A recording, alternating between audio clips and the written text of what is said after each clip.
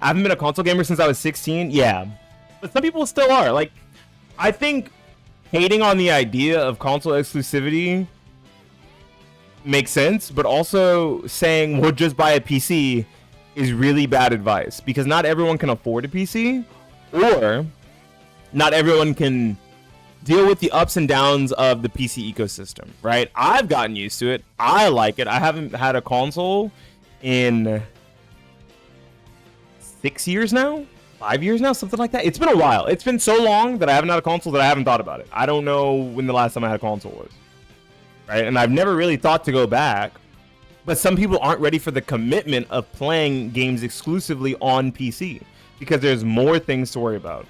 There's drivers, there's updates, there's Windows updates, there's game launchers. I think the one that tilts people the most is game launchers, but I'm going to be real, without game launchers, we would have a complete fucking monopoly. Steam would be the only platform, and Steam being the only platform is both a blessing and a curse. Everyone wants only Steam and no third-party end user license agreements. No one wants third-party launchers after they launch their game straight on Steam, and now it's connecting them to Gearbox, or it's connecting them to EA Play, or Ubisoft Connect, whatever the fuck it's called.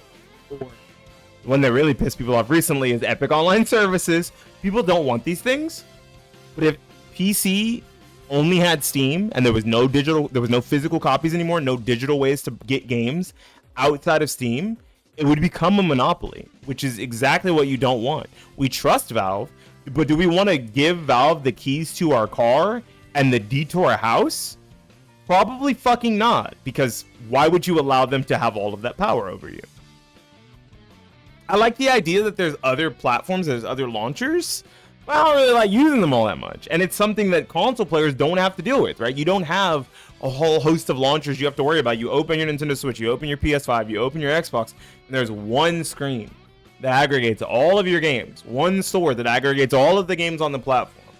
One store that has all of the applications on the platform. Internet browser, voice recorder, camera functionality, all of those things, right? The controller software, they all exist on Microsoft Store. They all exist on the PlayStation Network Store, whatever it's called. I don't fucking know. I don't own a console anymore. Sorry. Those things keep consoles simple for outsiders. I think moving directly from console to PC with no help, with no outside information, no YouTube, no guides, no friends who are already on the ecosystem, can be daunting. Because if you run into a problem, you don't know how to fix it. You run into an issue in your custom build, you especially don't know how to fix it or who to go to, right? Now you have to figure out these things. Figuring out those things, tinkering as it were, problem solving, keeps the brain fresh, and it's helpful for a lot of people. I think a lot of people, without the problem solving of having to mess with their own, I know people who don't even know the specs to their own computer. I know people that I know the specs to their computer, but they don't know their specs. And it's not my fucking computer. Why do I know your specs? Truly, I don't believe those people that have PCs. I think they should probably be on console, because their specs aren't something they're worried about. Their RAM timings isn't something they're worried about. Their CPU and GPU clock speeds are something they're not worried about. The TDP, depending on how much of the power supply, how big of a power supply they bought, wasn't something they think about or thought about. Those are all things that in the initial build, in the first couple months, before upgrading, are things that should be thought about. You don't have to think about that when upgrading from a PS4 to a PS5. You got to think, will my physical games still work? Will my digital games still work? Do I like the way the new controller feels? Is the console too bulky? Do I need to buy a new TV? That's it. Like, they're very simple thoughts in comparison to what you need for a PC. And a lot of those same things also you have to think about for your PC. Is this PC case too big in comparison to my old one? Does it have good airflow? Oh God. Do I need new monitors? Is my 60 hertz monitor antiquated now? Do I got to move up to like a 500 hertz monitor? You probably don't need that high, but you probably should. If you're still on a 60 hertz monitor and it's like not a gaming handheld, I'm sorry. Right? Even something like a gaming laptop is still harder to deal with than a console, right? You can find a middle ground with something like I said, a gaming handheld like the Steam Deck or an Asus ROG Ally, or a laptop in comparison to a PC, but the RMA is worse, right? Fixing things is worse on those, just like a console. So when you move further along the scale, the better it gets. There are certain parts inside of a console you can fix yourself. dust the fans, change out an SSD, exterior cleaning maybe, right? That's about it. Then you get to like a gaming PC handheld. You can solder on new memory if you're crazy. You can change out your SSD. Once again, still clean your fans. Change out buttons and joysticks, right? You have a ROG Ally. Gaming laptops are a scam. We'll talk about that in a second. You know, you have a ROG Ally and you fucking hate the thumbsticks and you think they suck dick. Go get some Hall Effect ones. There you go. Go get tighter ones because some people say they're too loose. I don't own a ROG Ally. I can't speak on it, truly, right? You think the bumper should be mechanical? Fucking get some mechanical bumpers. Someone probably makes them. Third party, custom. They're out there, right? And then you move on to the next thing, gaming laptops. Whoa, not only can you change out your SSD, you can change out your Wi-Fi card. You can change out your RAM.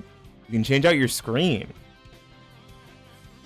And then it gets more progressive from there. Now, you get a whole custom build, and you can now change out your CPU, your GPU, your cooler, your RAM, your SSD, your power supply, your case, your motherboard, your donut, your chicken nuggets, your literally everything. Everything you've ever wanted, if you're a tinkerer, you'll find it on PC.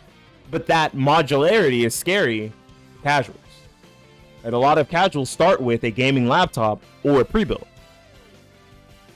My first PC was technically a custom build that I got all from a friend and then had to get it put together. I got it put together by a guy that I worked with. I charged him, he charged me like $50 or something, or $40, and I watched him put it together so I could learn how to do it. So if anything ever came up, I could get it fixed, right? That was literally it. I was like, oh, okay, that goes there. Okay, that goes there. Oh, and these go in there. Okay. Oh, now I have to hear them click. I'm talking about RAM, by the way. Oh, and that thing goes at the bottom, and then I plug all of the things that you put in that into this. Okay, that's the power supply, by the way. And then I just screw this on, and I don't punch this because it's glass. That's the case. Okay, yeah, all right. We're in there. We got it. We're in there like swimwear. I understand how a PC works now. All right, so I've had like small issues with PCs, and I've been able to fix most of my small issues almost entirely by myself. Never really needed a YouTube thing. It's a little less of that the further down you go.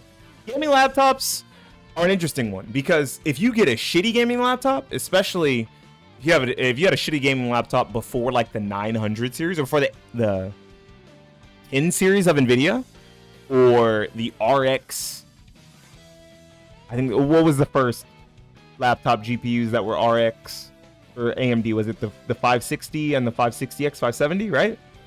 If you're not getting something at least that new, yeah, you're getting a fucking terrible deal. You're getting a terrible deal. Old gaming laptops were fucking awful. They were hot. They were slow. They were bulky.